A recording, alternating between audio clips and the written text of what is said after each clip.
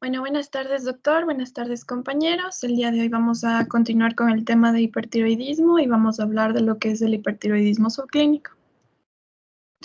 En cuanto a su definición, este es un trastorno funcional de la glándula tiroidea de alta prevalencia, es asintomático y solo es detectable mediante exámenes hormonales de laboratorio. Este puede corresponder también a una enfermedad tiroidea en su etapa inicial y se manifiesta por tener concentraciones disminuidas de TSH y de T3 y T4 libres en un rango medio o superior de lo normal. Nosotros lo vamos a clasificar según si esta es leve o también según si esta es severa. En los casos leves, los niveles de tirotropina sérica están bajos, pero aún así siguen siendo detectables, entre 0.1 a 0.4 unidades por litro, con niveles de T4 y T3 libres dentro de su normalidad. En estos casos del hipertiroidismo subclínico leve puede haber progresión hacia un hipertiroidismo como tal, pero es menos frecuente que en los pacientes con enfermedad grave. En estos casos, el nivel de tirotropina será indetectable, es decir, menos de 0.1 miliunidades sobre litro, igual con niveles de T4 y de T3 libres dentro de su normalidad. Entre el 65 y el 75% de las personas con hipotiroidismo subclínico van a tener niveles séricos de tirotropina de 0.1 a 0.4 miliunidades por litro, es decir, uno de tipo leve. Y el resto van a ser más bien un hipertiroidismo subclínico grave. Dentro de las causas, estas se van a determinar según si son endógenas o exógenas, y son las mismas que vamos a ver en el hipertiroidismo manifiesto. Las causas endógenas comunes incluyen el bocio multinodular tóxico, el adenoma tóxico y la enfermedad de Graves, siendo esta específicamente la responsable del 40% de los casos en poblaciones con ingesta suficiente de yodo. Dentro de las causas exógenas tenemos la ingesta excesiva, que puede reflejar un tratamiento excesivo involuntario, un uso excesivo intencional por parte del paciente, o también puede ser un uso intencional para suprimir la producción de la tirotropina. Dentro de estas tenemos el uso de levotiroxina, que ya sabemos que actúa reemplazando la hormona tiroidea que normalmente se produce en el cuerpo. La liotironina, en cambio, es un suplemento de la actividad de la hormona tiroidea de forma natural. Contiene, como su nombre lo dice, la liotironina, que es una forma sintética de la hormona T3, la cual puede ser utilizada en pacientes que son alérgicos a la hormona tiroidea disecada o a extractos tiroideos de cerdo o de res. Y por último tenemos la tiroides desecada. Este es un extracto de tiroides desecado preparado a partir de glándulas tiroideas de animales, para ser más específicos del cerdo, y que era la forma habitual del tratamiento para el hipotiroidismo antes de que se descubrieran las hormonas tiroideas individuales T3 y T4 y se obtuviera de forma sintética para su comercialización. El hipertiroidismo subclínico exógeno va a ser muchísimo más común que el hipertiroidismo subclínico endógeno. También vamos a tener algunas consecuencias clínicas de esta patología, y dentro de ellas primero tenemos lo que es la progresión al hipertiroidismo manifiesto, en donde el mejor predictor de progresión de esta patología es el nivel basal de la tirotropina sérica en lugar más bien de la causa de la enfermedad. Siendo así que los niveles séricos de tirotropina en los pacientes con un hipertiroidismo subclínico leve con frecuencia realmente se van a normalizar durante el seguimiento, mientras que en los pacientes con niveles de tirotropina menores a 0.1 miliunidades por litro suelen tener más bien una enfermedad persistente o que progresa a lo que es un hipertiroidismo manifiesto. Luego tenemos lo que son las condiciones cardiovasculares, en donde la taquicardia sinusal, los latidos auriculares y ventriculares prematuros, además de una disfunción diastólica, se asocian con el hipertiroidismo subclínico más bien grave. Estudios basados en población, observacionales y los metaanálisis han demostrado un riesgo significativamente mayor de fibrilación auricular, insuficiencia cardíaca, muerte por enfermedad coronaria y eventos cardiovasculares adversos entre los pacientes con un hipertiroidismo subclínico grave que entre aquellos que no lo tienen. Y algunos estudios también indican mayor riesgo cardiovascular, especialmente en lo que es la fibrilación auricular, con mayor supresión de la tirotropina. En cuanto a la pérdida ósea y las fracturas, el riesgo de fracturas aumenta significativamente entre aquellos pacientes con hipertiroidismo subclínico endógeno grave, aunque algunos estudios también muestran que hay riesgo de fractura entre aquellos que tienen casos leves de la enfermedad. El hipertiroidismo subclínico exógeno en pacientes con niveles inferiores a 0.03 miliunidades por litro de tirotropina también se ha asociado con un mayor riesgo de fractura y muertes relacionadas con las fracturas. Y el hipertiroidismo subclínico entre hombres mayores de 65 años se ha asociado con un mayor riesgo de fragilidad. En cuanto a la demencia, se han informado asociaciones entre el hipertiroidismo subclínico y el deterioro cognitivo. Un estudio de corte prospectivo mostró un mayor riesgo de demencia entre aquellos participantes que tenían hipertiroidismo subclínico severo que entre aquellos con una función tiroidea normal en personas que tienen más de 70 años de edad. Bueno, aquí tenemos una tabla en la cual resumimos todas las complicaciones que acabamos de ver y cómo se presentan tanto en el hipertiroidismo subclínico leve y en el hipertiroidismo subclínico severo. En cuanto a la evaluación y el diagnóstico, los pacientes mayores con hipertiroidismo subclínico suelen ser más bien asintomáticos, pero las pacientes jóvenes pueden tener unos síntomas adrenérgicos más bien leves. En cuanto al examen físico, este puede revelar una tiroides agrandada o nodular, también una oftalmopatía de Graves, la cual ya vamos a ver, y también pueden estar ausentes otros signos adrenérgicos. En cuanto al diagnóstico del hipertiroidismo subclínico, este se basa en los resultados del laboratorio. Pero como ya vimos, entre los resultados de laboratorios vamos a tener concentraciones disminuidas de TSH y T4 o T3 libres en un rango medio o superior de lo normal. En ausencia de la enfermedad manifiesta, es razonable diferir una evaluación adicional durante 2 a 3 meses. En ese momento es cuando se pueden repetir las pruebas y los niveles de tirotropina sérica por debajo de lo normal son transitorios hasta en el 50% de pacientes, por eso es que podemos tener este cuidado y esto es más a menudo en aquellos que tienen una enfermedad leve. Si persisten un nivel de tirotropina sérica por debajo de lo normal, este se puede indicar más pruebas para poder determinar la causa. En cuanto a estas pruebas, tenemos primero lo que son los anticuerpos antitiroides. Esto se los va a realizar en pacientes con resultados normales en el examen de tiroides o en aquellos en quienes se sospecha de una enfermedad de Graves, por ejemplo, un agrandamiento difuso de la tiroides o también una oftalmopatía. Y en cuanto a la interpretación, un resultado positivo de estos anticuerpos es prácticamente un diagnóstico de la enfermedad de Graves. Sin embargo, también tenemos que tomar en cuenta que la prueba es menos sensible en pacientes que tengan una enfermedad más leve. Se puede hacer uso de la ultrasonografía de Doppler. Esta es para documentar y caracterizar los nódulos tiroideos y el bocio. Esto en pacientes en quienes se sospecha un nódulo tiroideo o un bocio en el examen físico. Cuando hay uno o más nódulos en la ecografía, especialmente si tienen más de 2 centímetros de diámetro, se sugiere que uno o más nódulos tiroideos autónomos son los que están causando el hipertiroidismo subclínico. Luego tenemos la gamografía tiroidea y la captación de yodo radioactivo de 24 horas. Esto, como ya vimos, para identificar un tejido tiroideo autónomo. Se hace en pacientes con uno o más nódulos tiroideos o bocio detectados en la ultrasonografía. Cuando nosotros tenemos nódulos tiroideos funcionales, nos ayuda a establecer la causa probable del hipertiroidismo subclínico. Y cuando la captación es baja, nos sugiere más bien tiroiditis o una exposición al yodo. Luego podemos también hacer una evaluación de la excreción de yodo en orina de 24 horas.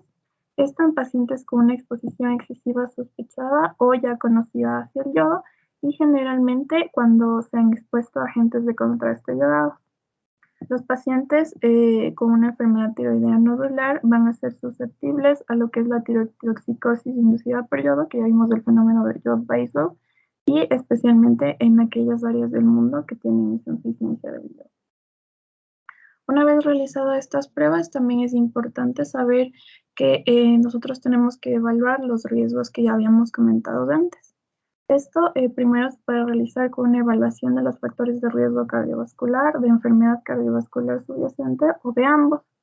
Esto se lo realiza en todos los pacientes, especialmente en aquellos que tienen más de 65 años de edad, pues estos pueden tener un mayor riesgo de consecuencias cardíacas y especialmente si ya tienen una enfermedad cardiovascular subyacente.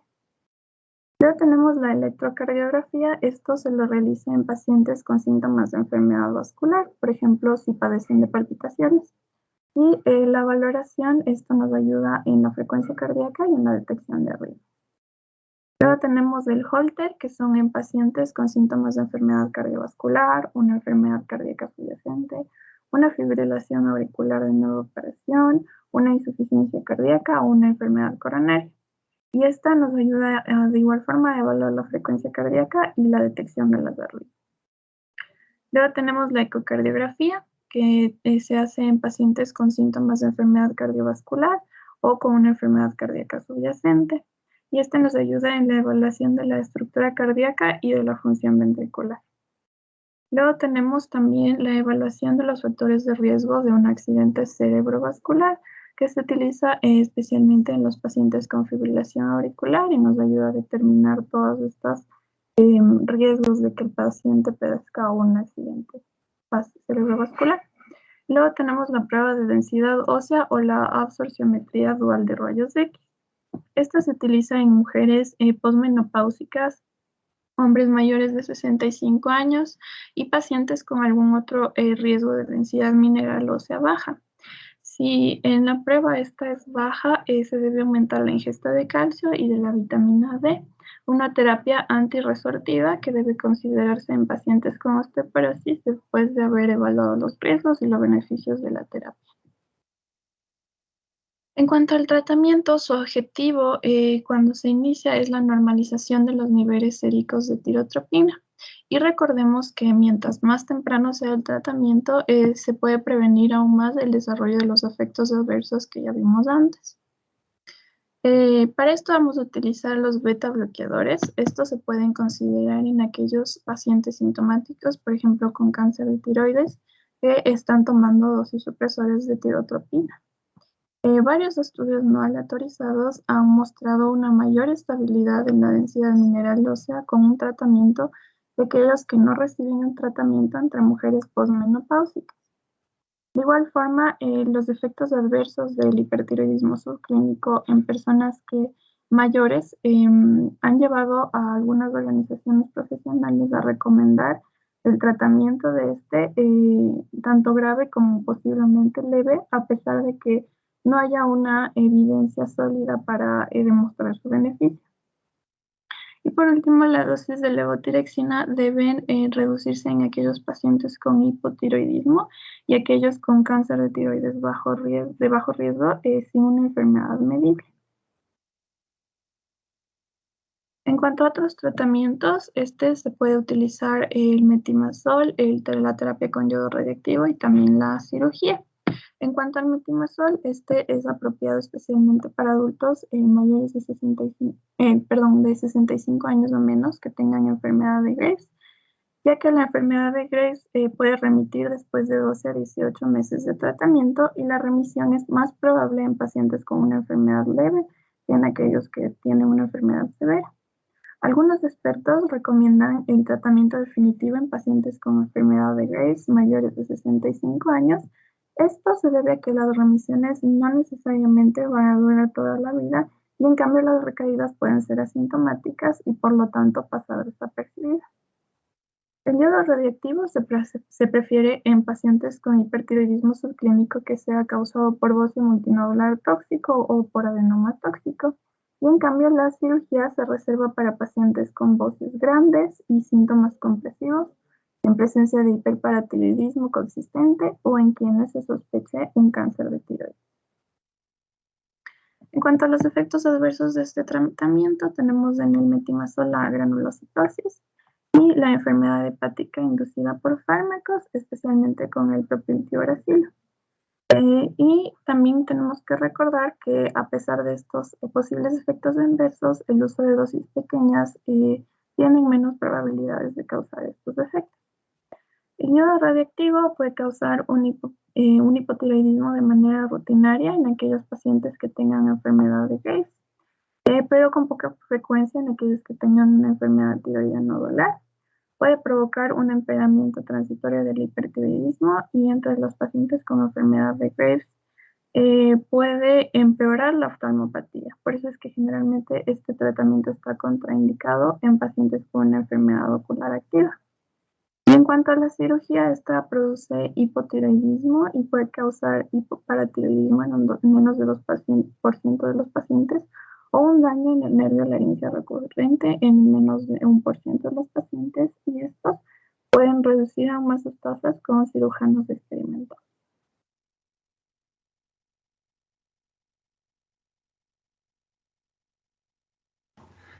Continuando, vamos a hablar sobre la enfermedad de Graves. Perdón, Doc. ¿Ninguna pregunta hasta ahora? Pablo. Ya, Doc. En lo que es el tratamiento de lo que es las manifestaciones cardíacas, ¿el uso del propranolol se lo hace directamente desde endocrinología o es necesario derivar a cardiología? Referencia que al tratamiento en el caso de hipertiroidismo. Sí, Doc. O sea, nosotros O sea, por el uso de prescribimos todo, betablus. la verdad, ¿no? Salvo que el paciente tenga alguna patología cardíaca de base o algo así. Pero en general, o sea, el propanolol lo prescribimos nosotros igual.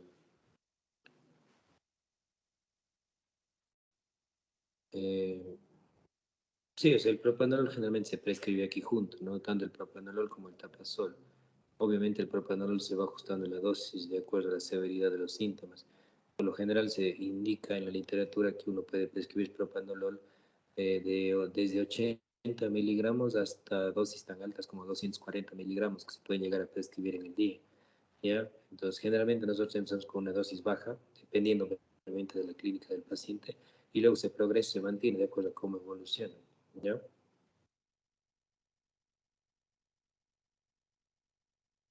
Gracias, Doc. ¿Alguien más? Daniela. Entonces, en cuanto al hipertiroidismo clínico y subclínico, ¿cuál sería la diferencia más marcada que nosotros podríamos notar? Los expositoras.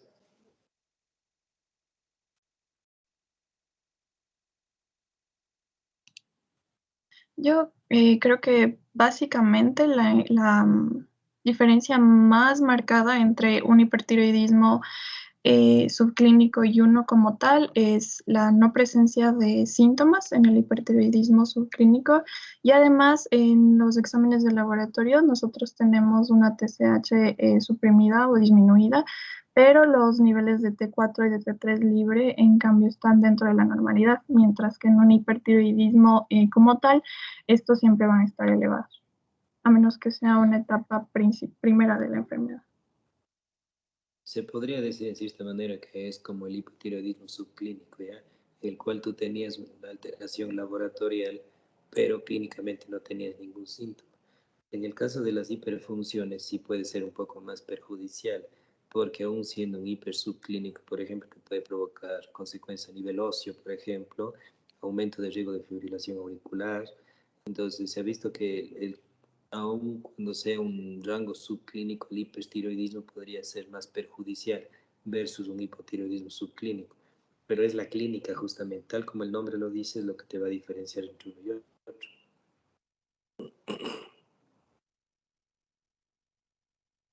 Ya, gracias, Doc. ¿Alguien más levantó la mano? Perdón. Andrea.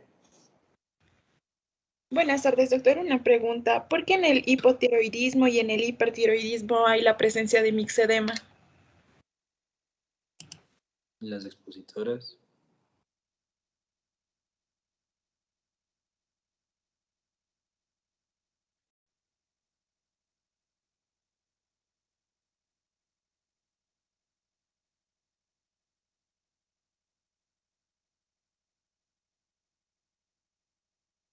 En sí lo que ocurre cuando existe hipotiroidismo o hiper es la acumulación a nivel de la piel de proteínas llamadas glucosaminoglucanos, ¿ya? Entonces se ha visto que el acúmulo de eso puede provocar edema que no deja fobia a nivel de la piel. Esa es una característica de la enfermedad. Generalmente se ve eso, pero en casos de hipotiroidismo severo, o sea, no se ve un un hiperclásico, o sea, generalmente se ve un trastorno ya crónico de larga evolución, pero no siempre se encuentra, o sea, lo que es el mixedema. Gracias, doctor. Robin. Doc, yo tengo como una acotación. Realmente la TSH es la que provoca el mixedema, entonces es por eso que en los casos de hipotiroidismo primario, como la TSH está aumentada para como la retroalimentación, provoca este estímulo para que haya glucosaminoglucanos y en el hipertiroidismo secundario, este está igual aumentada la TSH y por eso igual hay mixedema en los dos casos. Exacto, gracias. ¿Alguien más?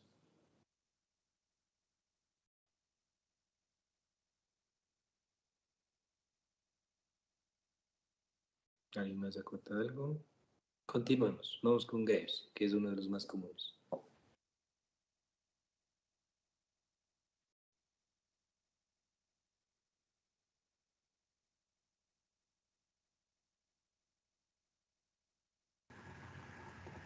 Disculpen por si acaso ya se me escucha. Sí. Ya, muchas gracias. Ya, entonces continuamos con la enfermedad de Graves. Esta es una enfermedad multisistémica de patología autoinmunitaria que representa, bueno, que es la causa más frecuente del hipertiroidismo. Afecta aproximadamente al 2% de mujeres y en hombres su prevalencia es 10 veces mucho menor. Este trastorno rara vez aparece en la adolescencia y ocurre generalmente entre los 20 y 50 años de edad, aunque también se puede observar en lo que son adultos mayores. Pásale, por favor. Su patogenia, aquí en esta patología van a presentarse anticuerpos de tipo IgG que van a dirigirse especialmente contra el receptor de la TSH. Estos anticuerpos se les denomina inmunoglobulinas estimulantes de tiroides o TSI.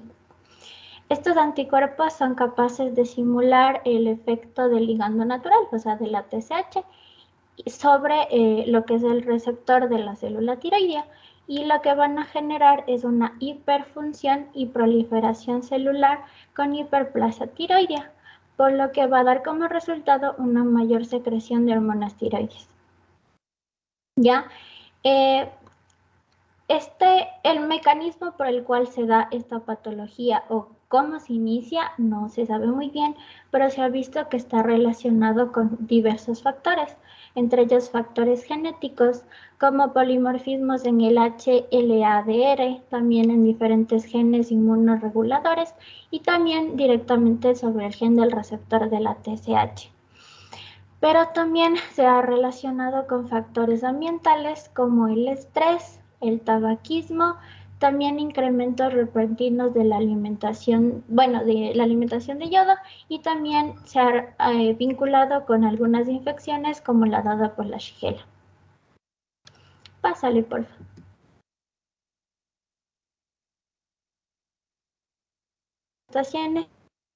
Además de las manifestaciones clínicas del hipertiroidismo, se caracteriza por presentar lo que es el bocio difuso, que es de un tamaño moderado pequeño, aunque a veces también puede alcanzar tamaños importantes.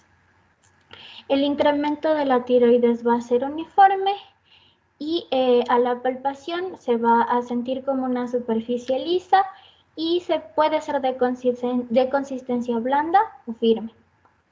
Puede existir lo que es frémito o soplo, que se detecta principalmente en los márgenes inferolaterales de los lóbulos tiroideos y esto se debe principalmente al aumento de la vascularización de la glándula y a la circulación hiperdinamica.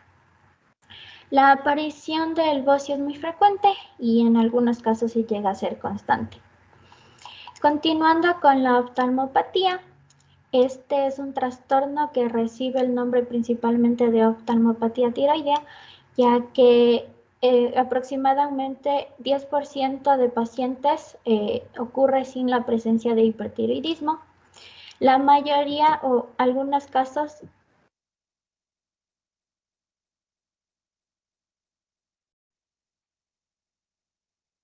de anticuerpos.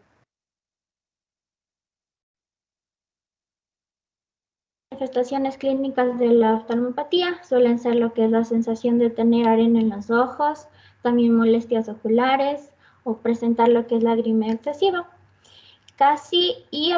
Aproximadamente en casi un tercio de los pacientes aparece lo que es la proptosis o lo que es el exoftalmos. En casos graves, la proptosis puede provocar lo que es exposición y lesiones corneales, especialmente si los párpados no se cierran durante el sueño. En un 5 a 10% de los pacientes ocurre lo que es la inflamación muscular y esta puede llegar a ser tan intensa que genera lo que es edema de papila.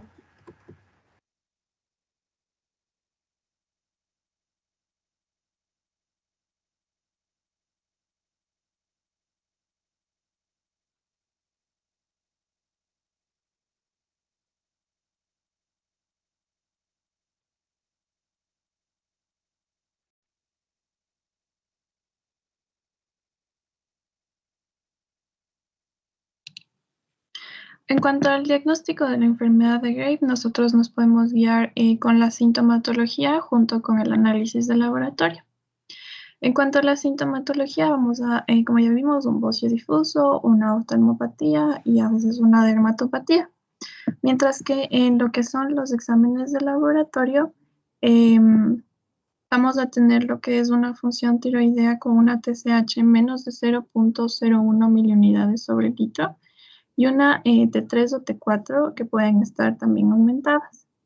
En caso de que se tenga una duda en cuanto al diagnóstico, se pueden pedir los anticuerpos antitiroides.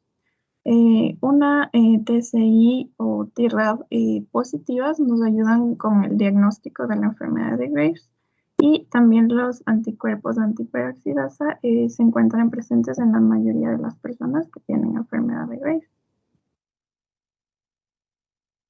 En cuanto al diagnóstico por imagen, el uso de estas técnicas nos permite determinar el estado funcional de la glándula y además permite establecer la presencia de nódulos o características de malignidad. La ecografía en pacientes con enfermedad de Graves usualmente muestra una glándula aumentada de tamaño con una baja ecogenicidad tiroidea y básicamente se utiliza para descartar la presencia de nódulos.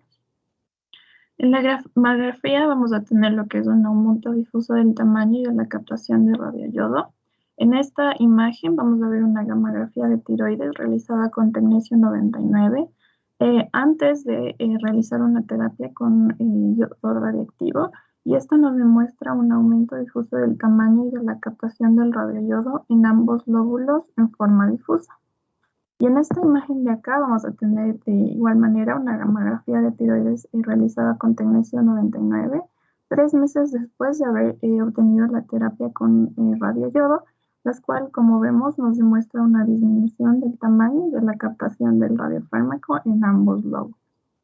Entonces, el diagnóstico de la enfermedad de Graves es relativamente fácil en un paciente que tenía una tirotoxicosis confirmada por los datos bioquímicos, un bocio difuso palpable, una oftalmopatía y una dermatopatía, y inclusive también con frecuencia antecedentes personales o familiares de un trastorno autoinmune. En cuanto al tratamiento, no existe realmente un tratamiento que corrija la alteración autoinmune de la enfermedad de Graves, y por eso nuestro objetivo será el de disminuir el exceso de la producción de la hormona tiroidea y lograr un neotiroidismo. El tratamiento actual incluye varias opciones como la medicación antitiroidea, el radioyodo y también la intervención quirúrgica. En cuanto a los medicamentos antitiroides, habitualmente el tratamiento se inicia con el metimazol Y este es preferible respecto al propiltioracilo porque ya vimos su mayor eficacia, tiene una vida media más duradera, se puede tomar una sola vez al día y sus efectos son menos severos en cuanto a efectos adversos. Para la dosis, este depende de la severidad. Cuando un nivel de tirotoxina libre oscila entre 1.8 y 2.7 nanogramos, se puede utilizar de 5 a 10 miligramos de metimazol al día. Entre 2.7 y 3.6 nanogramos, entre 10 y 20 miligramos por día. Más de 3.6 nanogramos se puede utilizar de 30 a 40 miligramos al día. También tenemos algunos regímenes para poder utilizar el metimazol. Bueno, tenemos el régimen de bloqueo de sustitución. En este, la dosis se mantiene en un nivel inicial y se administra concomitantemente una dosis de levotiroxina de 50 a 150 miligramos por día para prevenir el hipotiroidismo. Y este tratamiento se suele utilizar de entre 6 y 18 meses. Luego tenemos también el régimen de mantenimiento. Este suele utilizar las dosis de mantenimiento de 5 a 15 miligramos por día y que debe tomarse en una única dosis diaria. Este tratamiento debe continuar normalmente entre 6 y 18 meses y se recomienda realizar también controles seriados de la función tiroidea y ajustar si es preciso la dosis para poder mantener el estado eutiroideo. En cuanto a estos dos esquemas, es preferible utilizar el esquema de mantenimiento para reducir así al mínimo la dosis de los antitiroideos y proporcionar un índice de respuesta al tratamiento. En cuanto al control, se realizan pruebas de función tiroidea y también se revisan manifestaciones clínicas de 4 a 6 semanas después de haber comenzado el tratamiento y la dosis se ajusta en función, como ya vimos, de las concentraciones de T4 libre. La mayoría de los pacientes no va a alcanzar un estado eutiroideo hasta después de 6 a 8 semanas de iniciar el tratamiento. Entre los 12 y 18 meses en un régimen de mantenimiento y más bien a los 6 meses utilizando el régimen de bloqueo y sustitución. La tasa de remisiones también es importante saber que no va a aumentar si se prolonga más el tratamiento. Y el eutiroidismo se alcanza a las 6 semanas en un 85% de pacientes y en este régimen de mantenimiento y en un 91.6% en el régimen de bloqueo sustitución. Ahora también en pacientes jóvenes, en varones, en fumadores y en pacientes que tengan un hipertiroidismo grave, la probabilidad de recidiva al concluir el tratamiento es muy difícil de pronosticar. Por eso es que debe realizarse una vigilancia estrecha de todos los pacientes por igual para detectar una posible recidiva durante el primer año tras el tratamiento y al menos una vez al año a partir de entonces. Puesto que el tratamiento se tarda de 1 a 2 semanas en hacer efecto, para atenuar los síntomas derivados de una hiperactividad adrenérgica, se considera un tratamiento simultáneo de los antitiroides con los beta bloqueadores. El objetivo básicamente del uso de estos es atenuar los síntomas. Y es el clásico utilizado es el propranolol en dosis de 20 a 40 miligramos cada 6 a 8 horas. En cuanto al yodo radiactivo, este puede utilizarse como tratamiento inicial o también para las recidivas tras el uso de antitiroideos. En cuanto a la dosis, esta no se ha logrado calcular con éxito una dosis que nos permita alcanzar el estado eutiroideo, que no haya una incidencia elevada de recidiva o que no haya una progresión al hipotiroidismo. Porque a veces algunos pacientes sufren una recidiva tras una sola dosis, porque los efectos biológicos de una radiación son variables en distintos individuos. Por eso es que no es posible evitar uniformemente el hipotiroidismo, ni siquiera utilizando una dosimetría precisa. Una estrategia práctica consiste en administrar una dosis fija basada en las características clínicas, como por ejemplo en la gravedad de la tirotoxicosis, el tamaño del bocio y el nivel de captación de radioyodo. La dosis suele utilizarse entre 10 microcouriers a 15 microcouriers. Y el hipertiroidismo persistente se puede llegar a tratar con una segunda dosis de yodo radiactivo, habitualmente 6 meses después de haber administrado la primera dosis. El hipertiroidismo también puede persistir durante 2 o 3 meses antes de que el yodo radiactivo tenga un efecto completo. Por eso es que durante ese intervalo de tiempo se pueden utilizar beta bloqueadores o también antitiroideos para controlar los síntomas. También existe un pequeño riesgo de la crisis tirotóxica que va a ver más adelante, pero a breves rasgos, esta es una emergencia médica que consiste en un agravamiento extremo de los síntomas del hipertiroidismo por el que este no está diagnosticado o tal vez porque esté tratado inadecuadamente.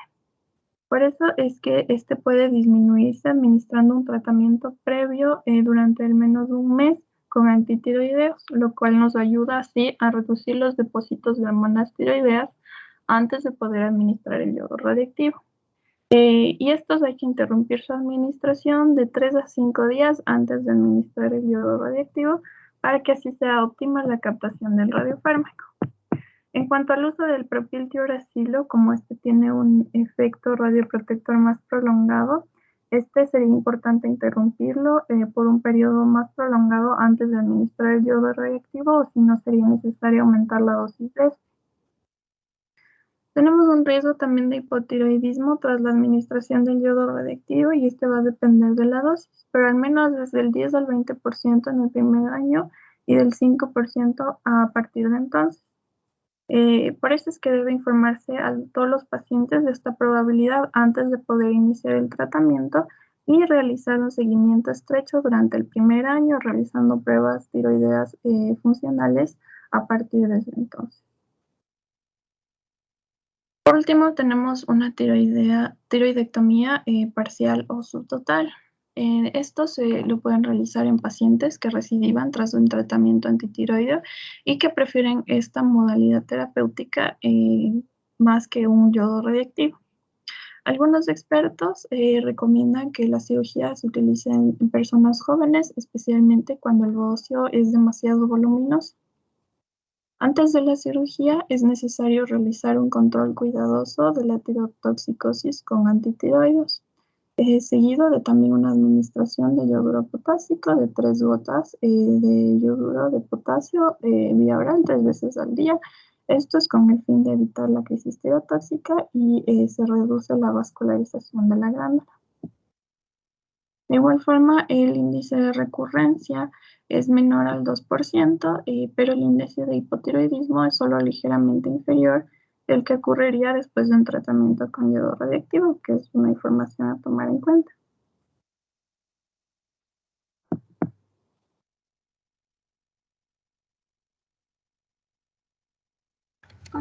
¿Será que puedes regresar?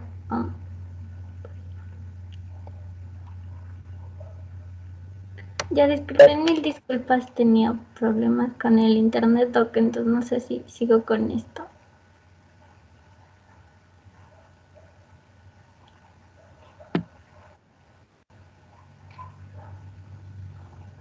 Bueno, entonces, como les decía, en las manifestaciones clínicas de la enfermedad de Graves, además de presentar las manifestaciones del hipertiroidismo, se presenta lo que es un bocio difuso y también lo que es la oftalmopatía tiroidea, que el signo principal es lo que es la proptosis, es lo que es el exophthalmos.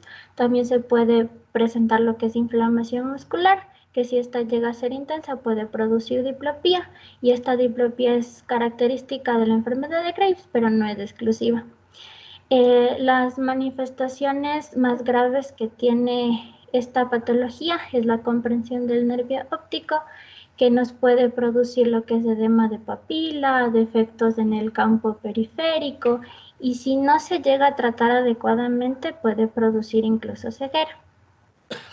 La primera clasificación de los cambios oculares producidos por la enfermedad de Graves fue realizada en 1969 por la ATA, la Asociación Americana de Tiroides, y actualmente se utiliza una clasificación modificada en base a los parámetros que dio la ATA.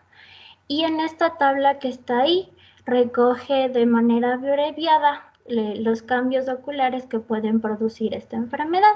Como vemos en el grado 0, hay ausencia de signos y síntomas físicos. En el grado 1 solo se observan signos como la retracción palpebral, no se observan lo que son los síntomas. En el grado 2 se produce una afectación de los tejidos blandos que se puede expresar como el edema periorbitario. En el grado 3 ya observamos una proptosis mayor de 22 milímetros. En el grado 4 se observa lo que es la afectación de los músculos extraoculares, que ya vimos que puede generar la diplopía.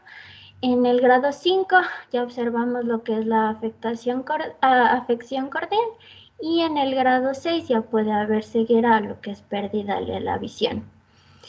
En ciertas ocasiones también se acompaña de lo que es dermopatía infiltrativa, que esta aparece en menos del 5% de los pacientes que tienen enfermedad de Graves. Casi siempre se acompaña de la oftalmopatía, ya sea moderada o grave, y su lesión típica es una placa inflamada no indurada de color rosado o violáceo que da como un aspecto de piel de naranja. Principalmente aparece en la región pretibial, por eso también se lo conoce como mixedema pretibial, pero también puede extenderse por toda la pierna y los pies.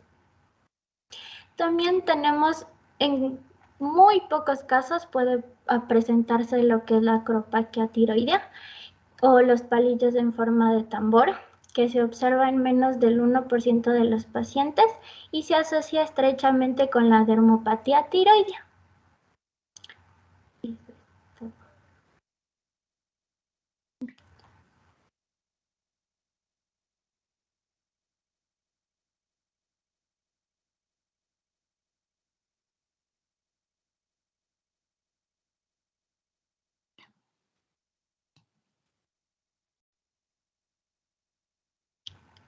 Ya, ahora continuando con el bocio multinodular, puedes pasarle.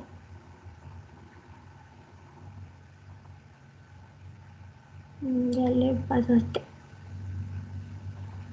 Ya, el bocio multinodular tóxico se caracteriza por la presencia de un crecimiento anómalo de la tiroides, donde uno o varios nódulos producen cantidades suprafisiológicas de las hormonas tiroides de manera autónoma.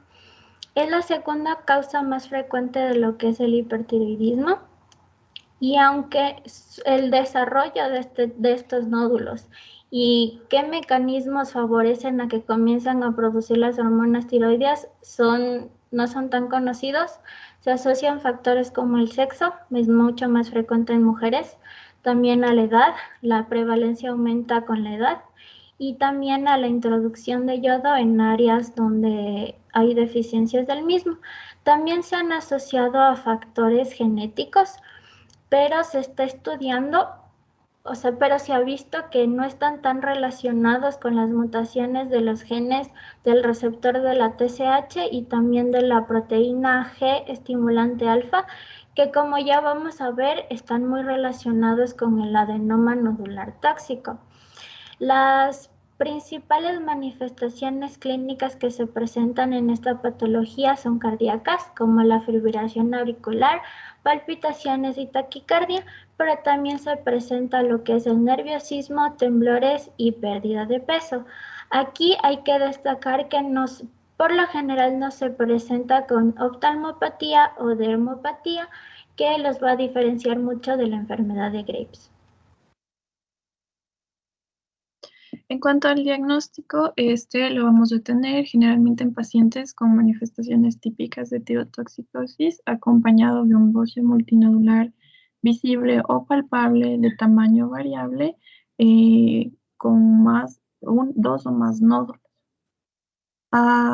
También hay que tomar en cuenta que a veces los signos de tirotoxicosis son poco aparentes, por lo que siempre es necesario realizar pruebas complementarias para evitar un diagnóstico inadvertido. En cuanto a los exámenes de laboratorio, como tantas veces ya vimos, existen unos niveles de TSH sérica disminuida con hormonas tiroideas periféricas aumentadas.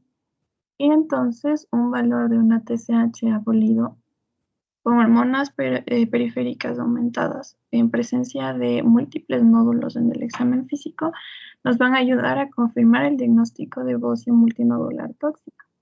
También suele ser común en esta entidad un hipertiroidismo subclínico, es decir, los valores de TSH suprimidos, sin elevación de las hormonas tiroideas periféricas, esto especialmente en pacientes mayores de edad.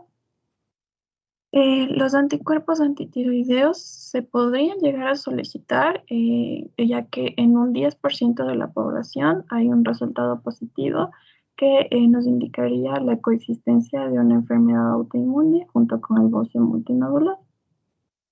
Se puede utilizar lo que es la ecografía tiroidea. Este es el método de imagen de elección. Es útil para confirmar las masas cervicales, ayuda a cuantificar las dimensiones y el número de nódulos, además de que puede servir como seguimiento posterior a un tratamiento con radiólogo. Y también se puede utilizar el ultrasonido Doppler color.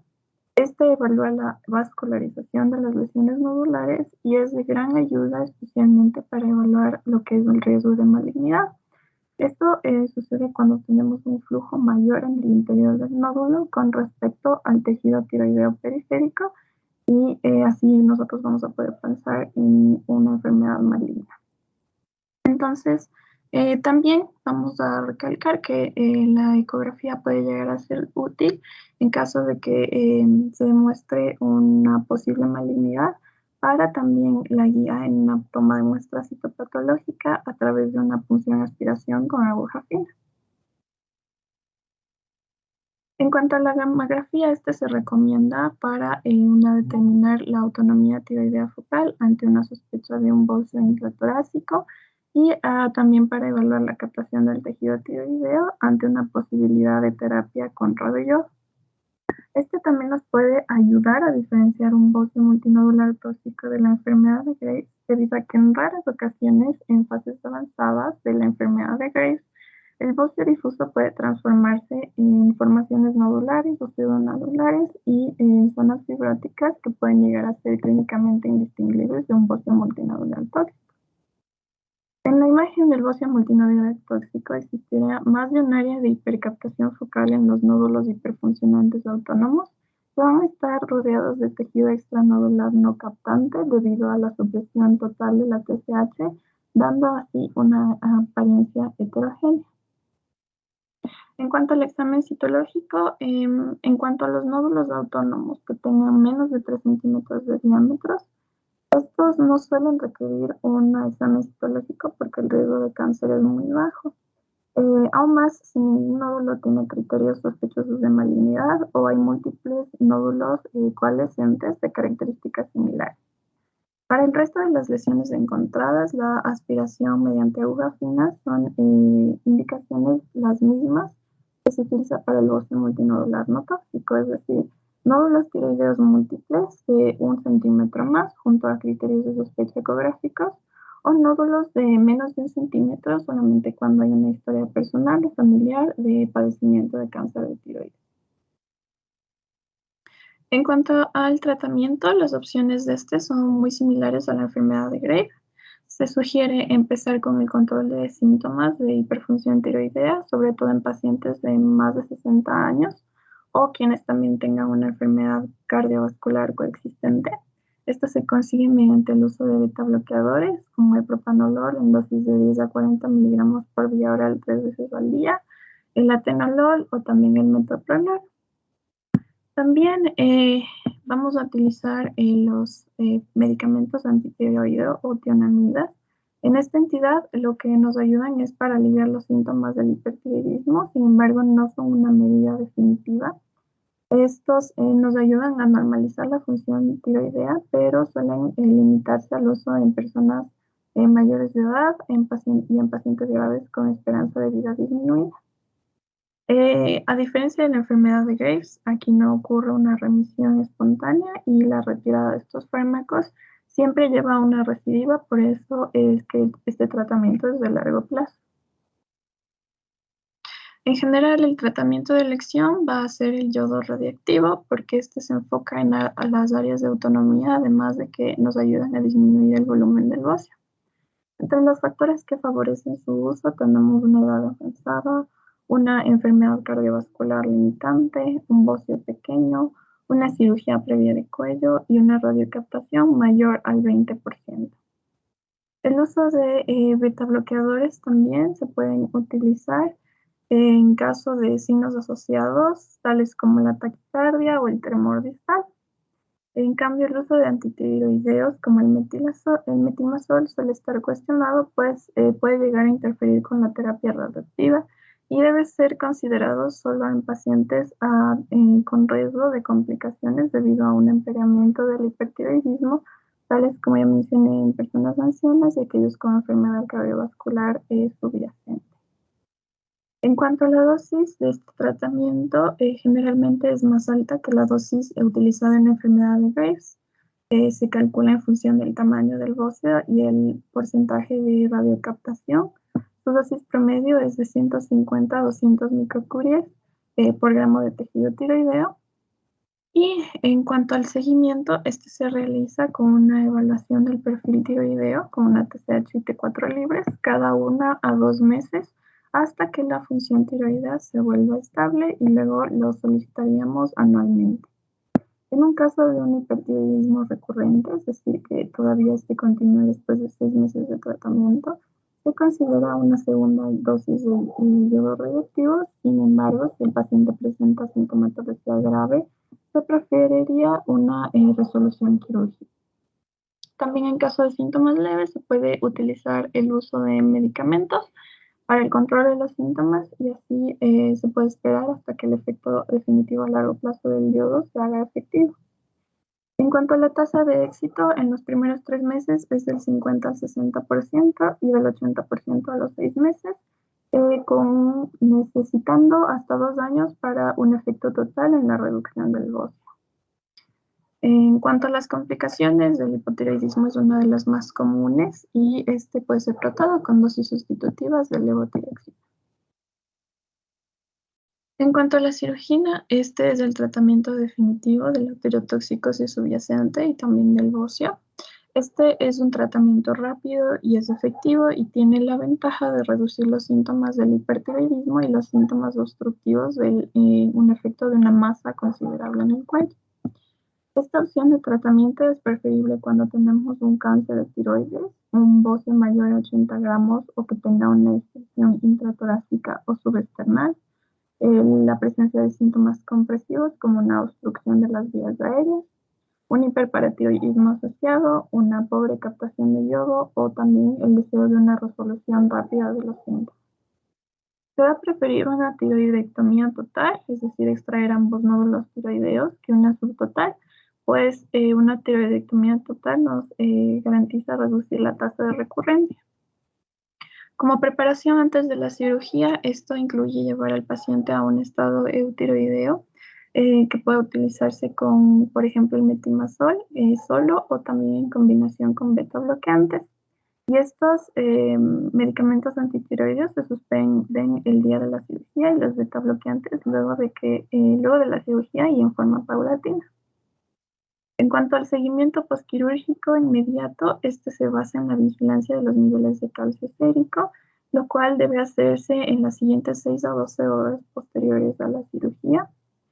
Y en cuanto a la cirugía, pues una tiroidectomía total o casi subtotal va a tener un fracaso menor del 1% con una tasa de hipotiroidismo y la posterior necesidad de la terapia de reemplazo hormonal de un 100%, es decir, en todos los casos.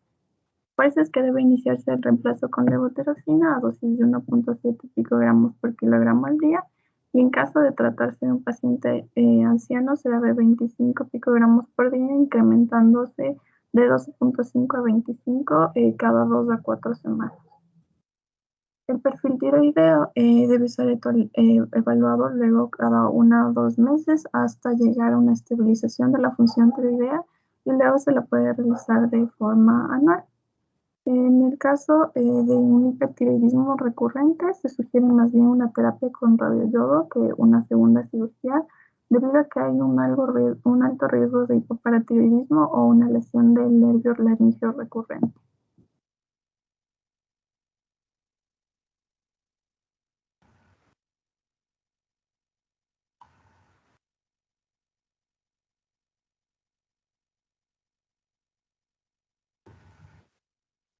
Ya. Continuando con el adenoma nodular tóxico. Vale.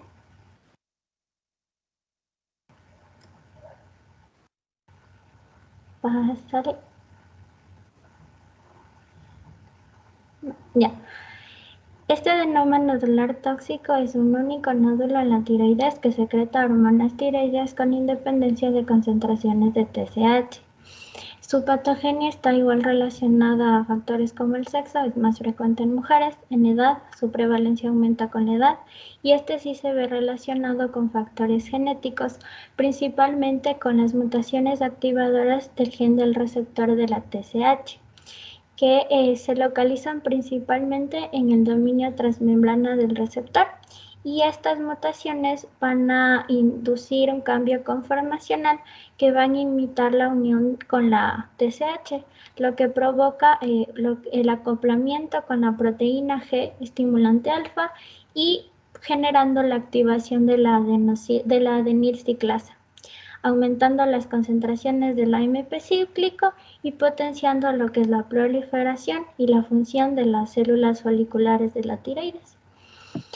Con menor frecuencia se lo ha asociado con mutaciones que se identifican en el gen de la proteína G estimulante alfa, que va a generar el mismo mecanismo que las mutaciones en los genes del receptor de la TSH, que igual altera lo que es la vía de señalización del AMP cíclico. Con respecto a las manifestaciones clínicas, se va a observar lo que es un nódulo tiroideo pequeño o de mediano tamaño, que es indoloro y de consistencia firme. Habitualmente el hipertiroidismo del adenoma tóxico van a predominar lo que son los síntomas cardiovasculares, fundamentalmente lo que es la taquicardia y la fibrilación auricular. Generalmente igual aquí no se presenta lo que es la oftalmopatía o la dermopatía, lo que también ayuda a que se diferencie de la enfermedad de Graves. En cuanto al diagnóstico del adenoma tóxico, el perfil tiroideo siempre sirve como marcador en la evaluación inicial en estos pacientes, encontrándose un nivel de TSH sérico abolido con hormonas periféricas tiroideas aumentadas. La ecografía tiroidea sirve para constatar la presencia de un nódulo tiroideo solitario, pero no nos va a ayudar a confirmar el diagnóstico, para lo cual se debe emplear la gammagrafía tiroidea. Esta diferencia los nódulos hiperfuncionales de los nódulos fríos, que son sugestivos de malignidad, y esta se mostrará con una captación de radionúclidos limitados al nódulo autónomo en comparación con el tejido circundante. En cuanto a la ecografía, esta es conveniente para valorar el resto del parénquima, el volumen y las características íntimas del nódulo.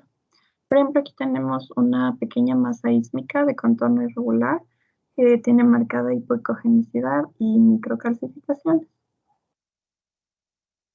En cuanto al tratamiento, este se puede realizar con yodo radiactivo o con ablación quirúrgica. El yodo radiactivo se puede administrar en una dosis fija de 15 a 20 microcouriers o también en función a un cálculo entre el tamaño del nódulo y el porcentaje de captación de radioyodo. La tasa de éxito para el adenoma tóxico es del 75% a los 3 meses y del 89% al año después de una terapia con radioyodo. Por el contrario, el riesgo de hipertiroidismo recurrente o persistente podría variar entre 0 al 30%.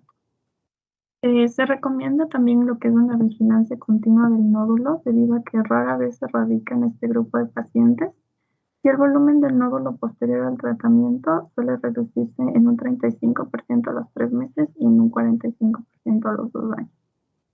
En el caso de un fracaso terapéutico, se puede administrar una segunda dosis de yodo radiactivo 3 meses como mínimo después de la primera dosis. Y si persiste el hipertiroidismo, se llega a aconsejar lo que es la cirugía. En cuanto al hipotiroidismo, este suele desarrollarse con el tiempo, independientemente de la dosis que administra. En cuanto a la cirugía, el proceso quirúrgico de elección es la lobectomía, es decir, retirar un lóbulo de la tiroides. excepto cuando se lleguen a visualizar otros nódulos tiroideos contralaterales en donde más bien el procedimiento de elección es una tiroidectomía total. Se aconseja el tratamiento quirúrgico cuando nosotros tengamos un nódulo mayor a 3 centímetros, previo control con medicamentos antitiroideos o el propranolol. Antes del proceso quirúrgico también se debe realizar un ecotiroideo para descartar la presencia de nódulos tiroideos contralaterales. Y el riesgo de fracaso en el tratamiento es menor al 1% después de una resección quirúrgica, ya sea, como dije, una lobectomía, también se puede hacer una ismectomía o una total. Y por lo general, el eutiroidismo se logra a los pocos días de la cirugía. El hipotiroidismo posterior a una lobectomía o una ismectomía es poco probable, encontrándose únicamente en el 2 a 3% de los casos. En cambio, si se realiza una tiroidectomía total, el hipotiroidismo es una consecuencia en un 100% de los casos. Y en caso de hipertiroidismo persistente, se debe evitar una segunda cirugía debido al alto riesgo de hipotiroidismo, hipoparatiroidismo y una lesión del nervio laríngeo recurrente, prefiriéndose utilizar el yodo radioactivo.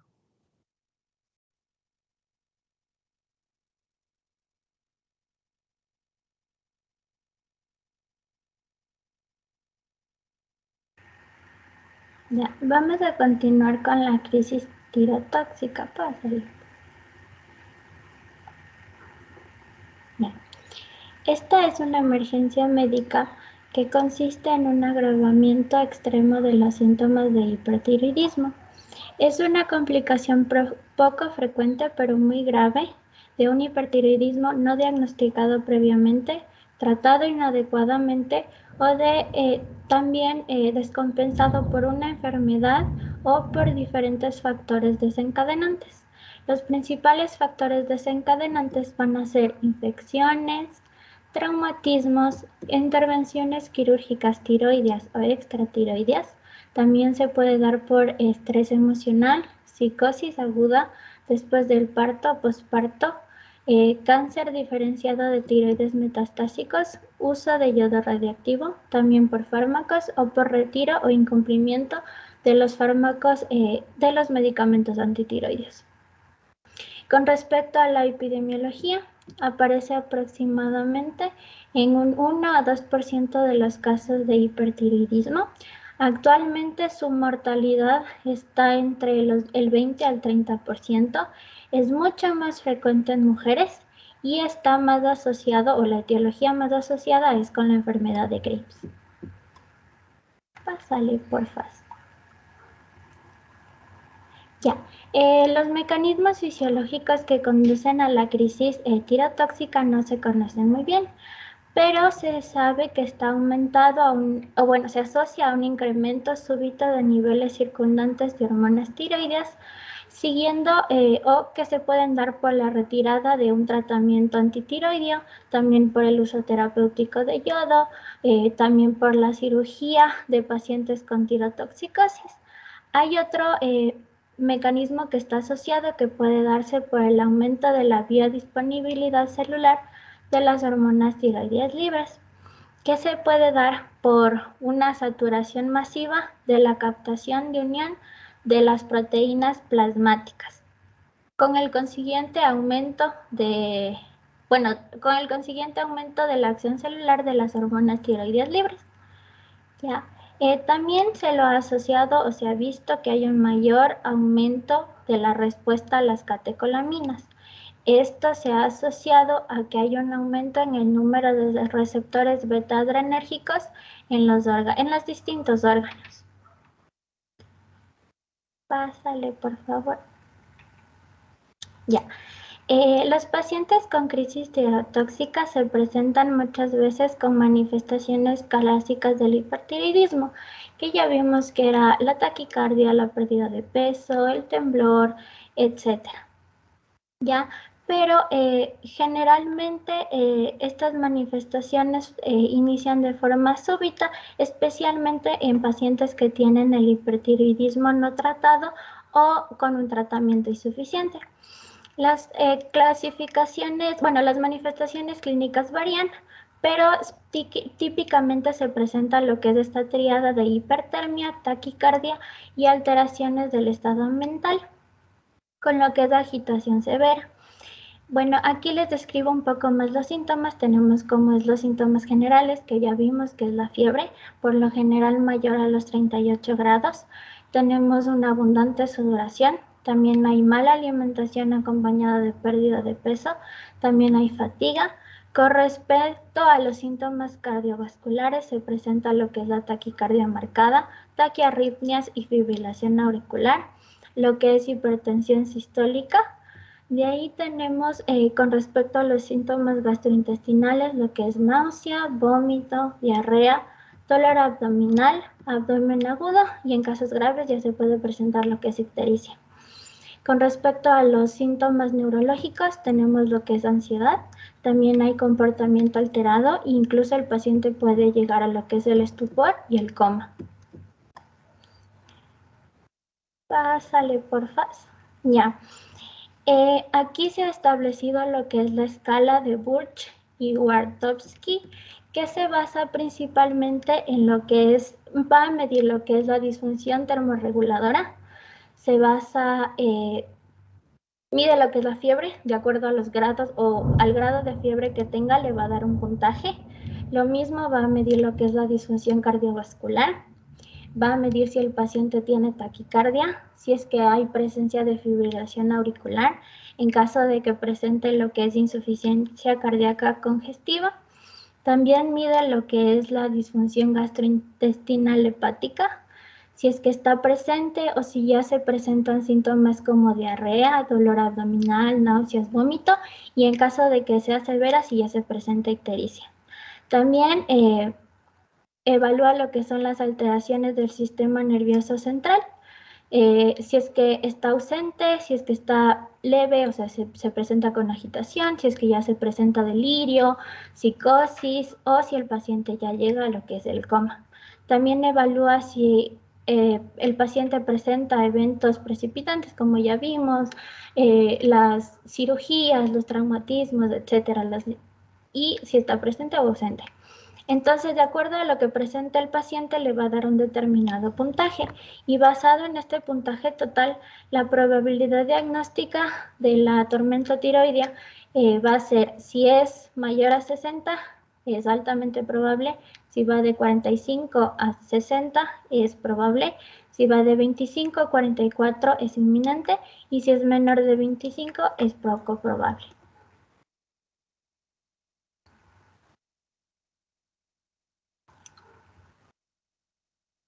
Sale un mix.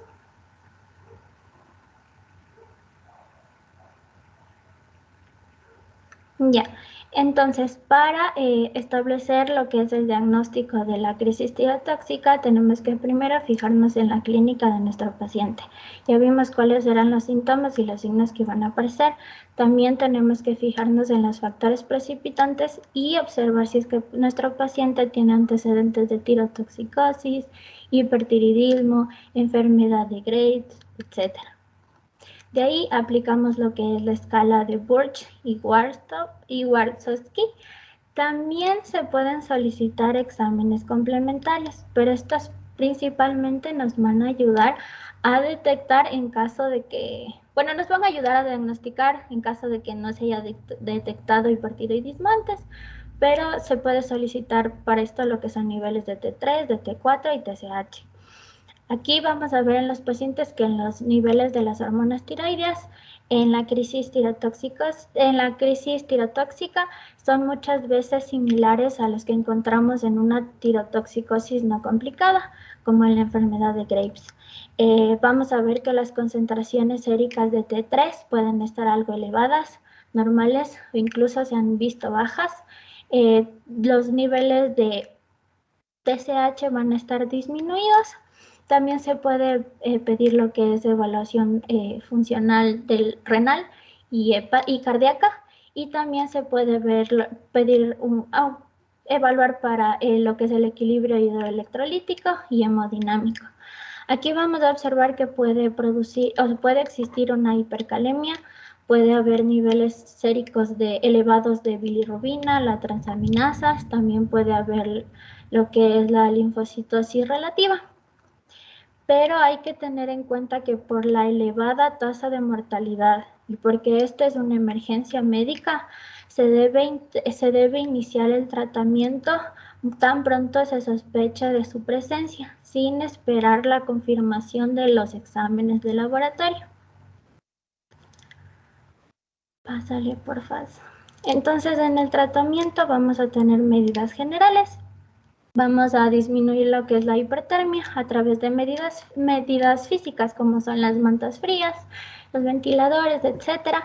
También a través de fármacos. Se prefiere el paracetamol a los salicilatos porque estos alteran la unión de las proteínas a las hormonas tiroideas, aumentando su fracción libre y empeorando las crisis. También se hace lo que es reposición hidroelectrolítica mediante lo que es fluidoterapia intravenosa. Se puede administrar lo que son glucosa o vitaminas.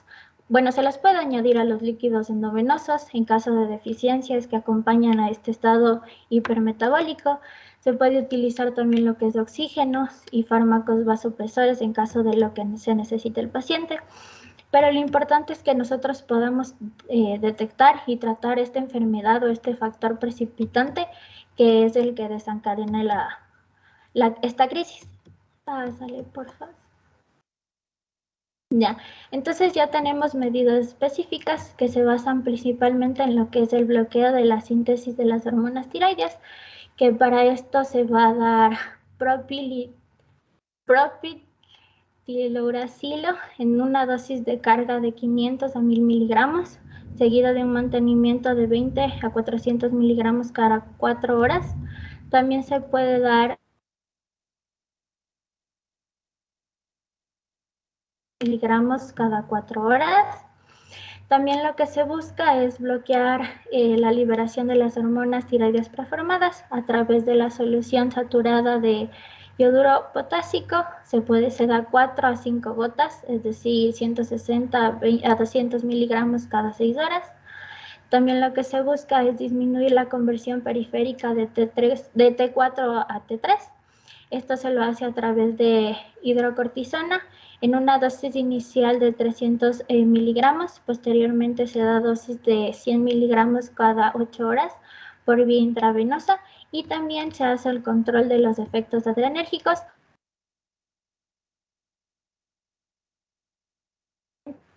Miligramos cada 4 horas a través de vía oral.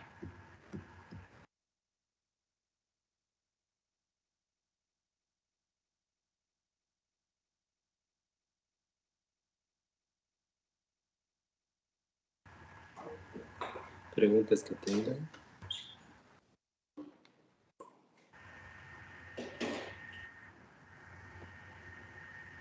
La crisis tirotóxica no es algo que muy frecuentemente ocurra actualmente, ¿no? Porque la mortalidad es bastante alta, como ustedes vieron, y muchas veces lo que existe más es un hipertiroidismo descompensado, la verdad, pero llegar al grado de crisis tirotóxica, que generalmente es aquí de terapia intensiva, no siempre se encuentra en la práctica rutinaria.